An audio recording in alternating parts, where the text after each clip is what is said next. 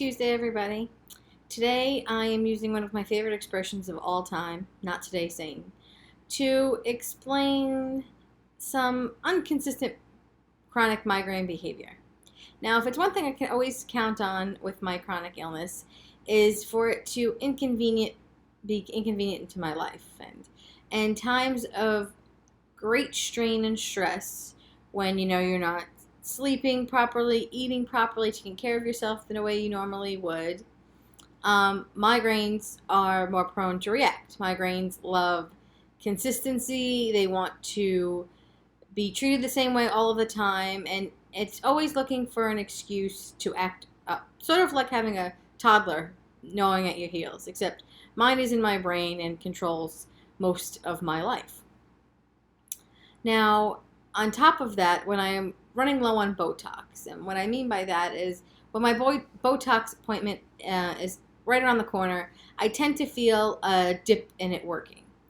Now, I get Botox every 3 months. It's 41 injections. If you need more details, check out episode 6 of this series, and you will find out all the details. And it varies. Every time that I'm, maybe 2-3 weeks out from getting my shots again, I can sometimes feel it. I wish I had some kind of way of measuring how much was left, because I'm curious. Sometimes I don't notice it at all. And sometimes it's like I can't get to that appointment fast enough. I'm counting literally like the days, the seconds, the minutes till I'm there. And while it's not a great time, it's a fairly fast procedure, and ultimately what it does for me is worth the pain and inconvenience and whatever. My friend of mine says that I'm always the happiest person smiling when I take a picture of myself next to those needles. Like, who's going to get a million shots and is thrilled about it? Well, that would be me.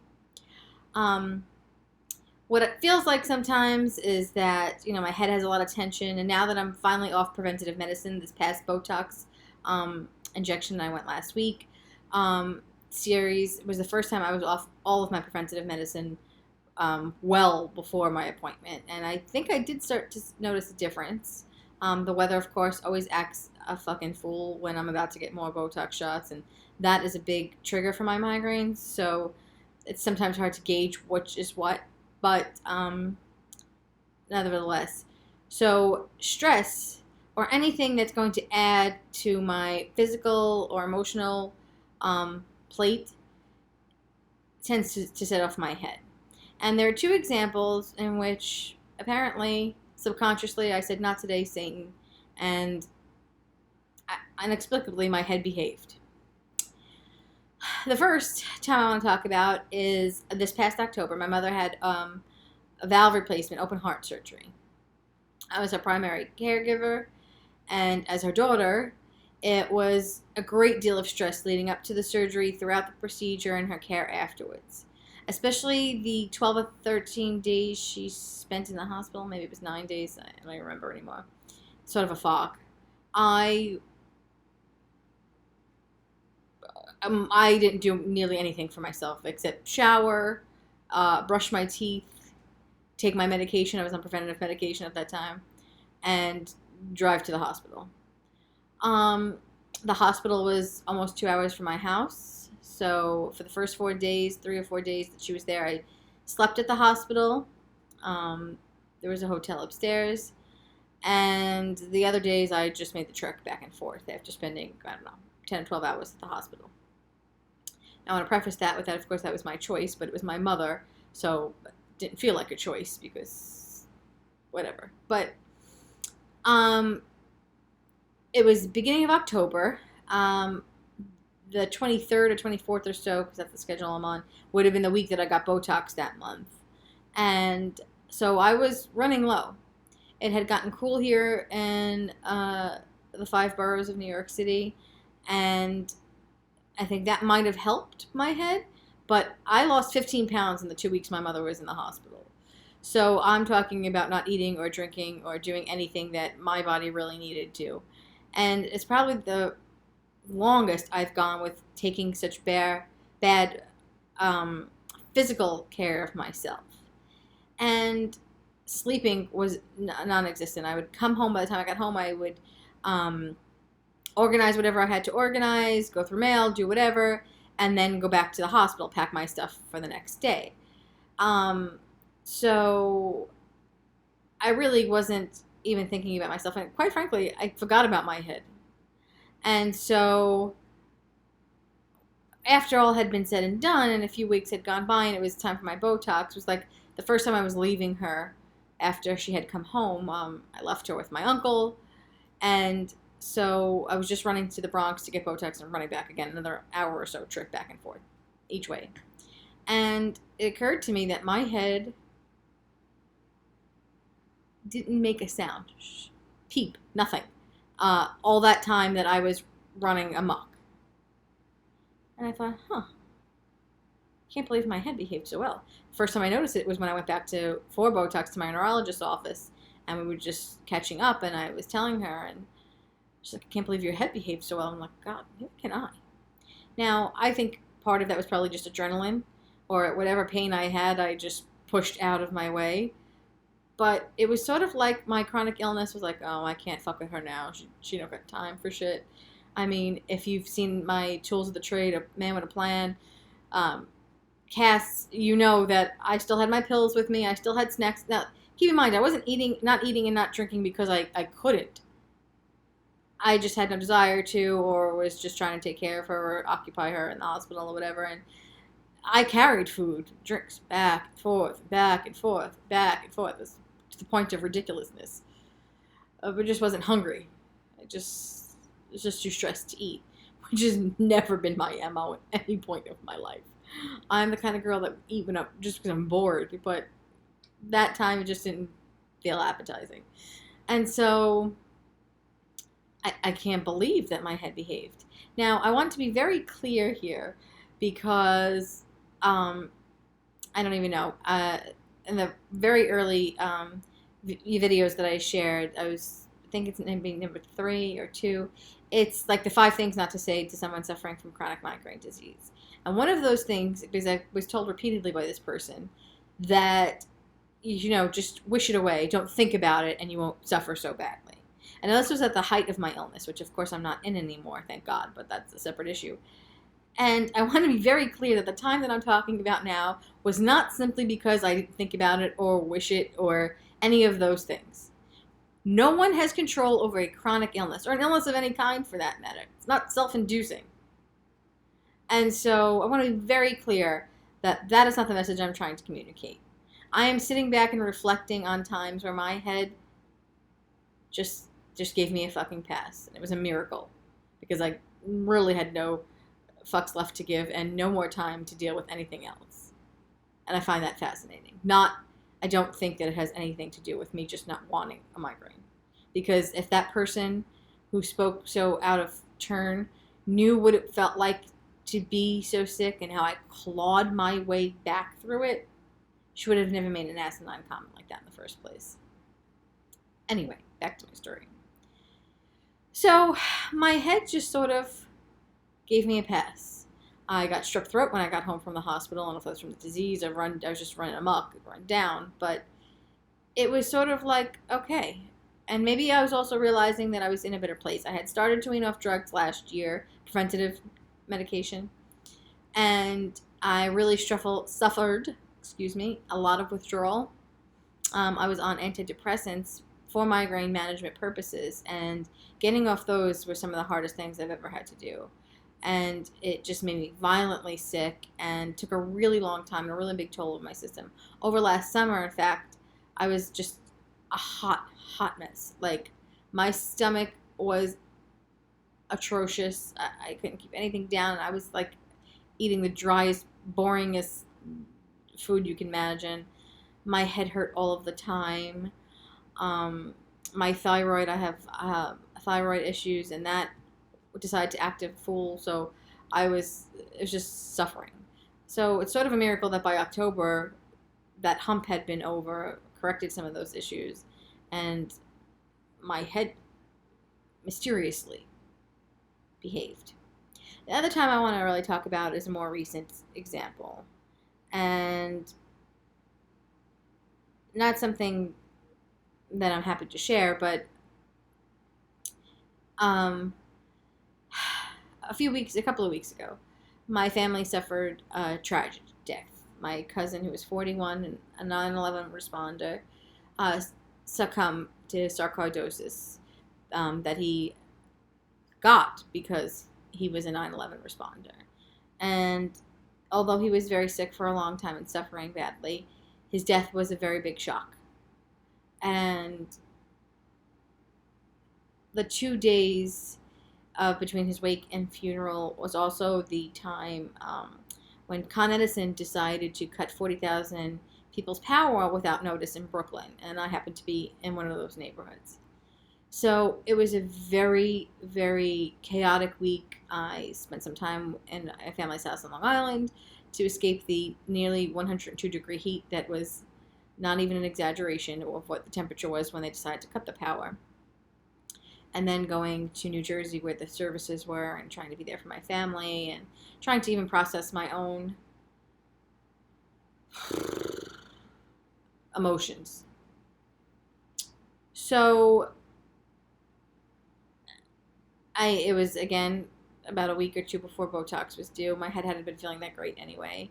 And between the crying, by the way, crying is like literally one of the worst things I can do to myself. Like, even a little bit, like just to get, a little emotional, a little teary-eyed at a commercial. My head can't stand that.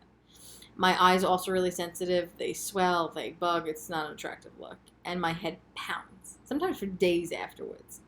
And this was, of course, not the kind of crying I was doing. I was bawling my eyes out all day long, pretty much on and off that week. And then, of course, especially at the services.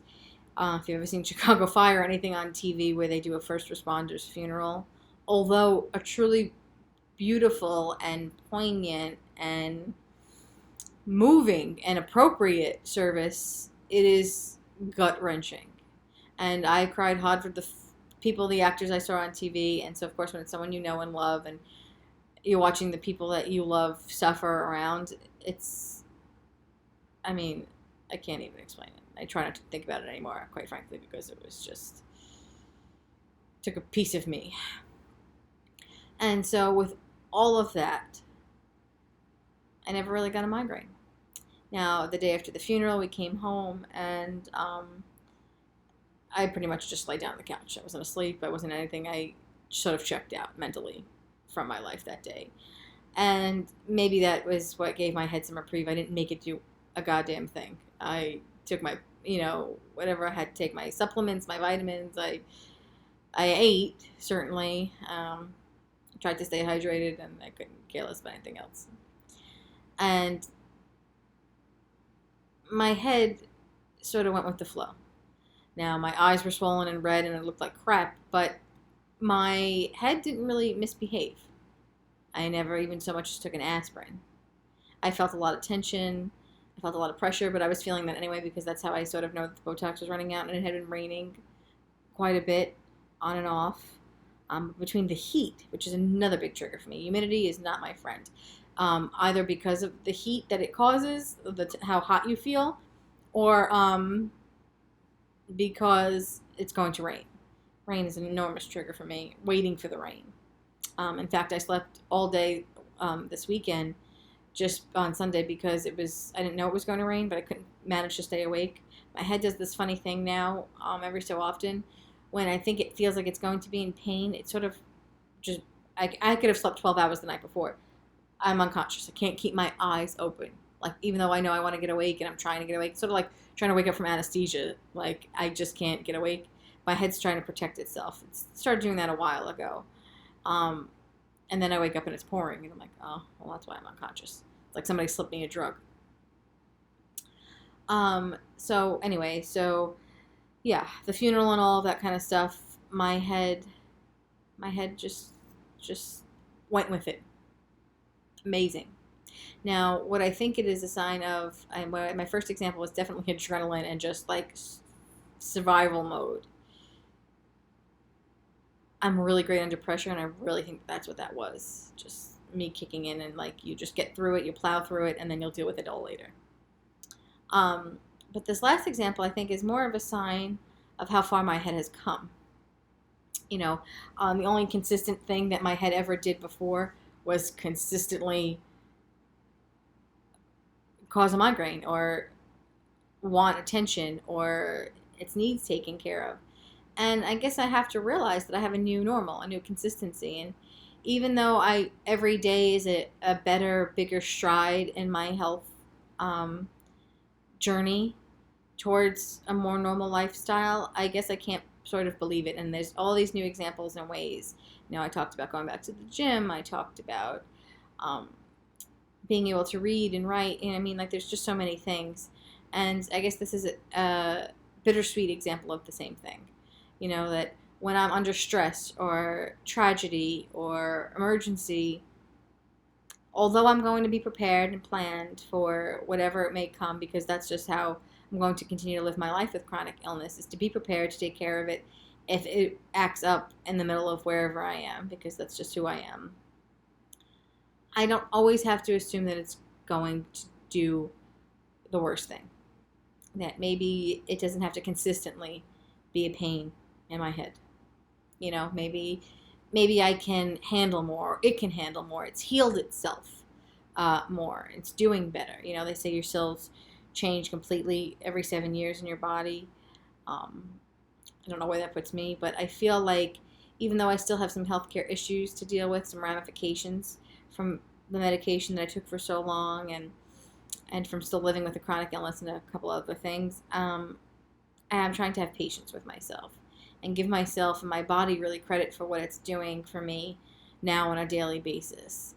That maybe it just needs a little more rest or a little more TLC on a certain day, but that I can push through things that come up and not have to deal with my head on top of everything else. That I can really be still in the moment and in myself and get through it and be there for other people. And that's a good feeling, because that's a big part of who I am and what I like to do, and it just feels really good to be me. I guess I'm really comfortable in this skin and who I am now because of all the things that I've gone through, even if I haven't quite processed it yet or communicated it yet. In fact, a cousin of mine came up to me at the wake and said, that she can see that the joy that's back in my life, that I was rejuvenated, is the word that she used. And even in that moment when we were all a hot mess, clinging onto each other, she still saw that.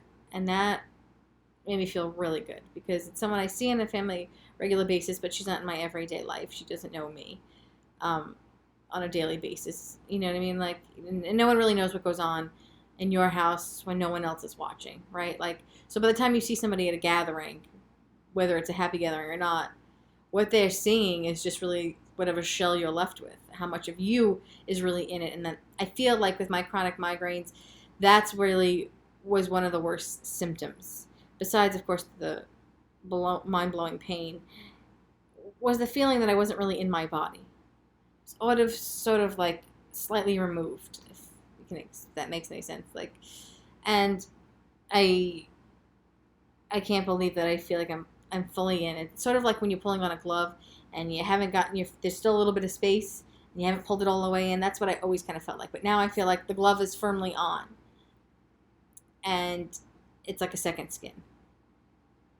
And so all these things combined have made me realize that, Satan, you're not always going to win. My chronic migraines aren't always going to win. They're not going to always dominate my life, not now anyway. And it's a blessing.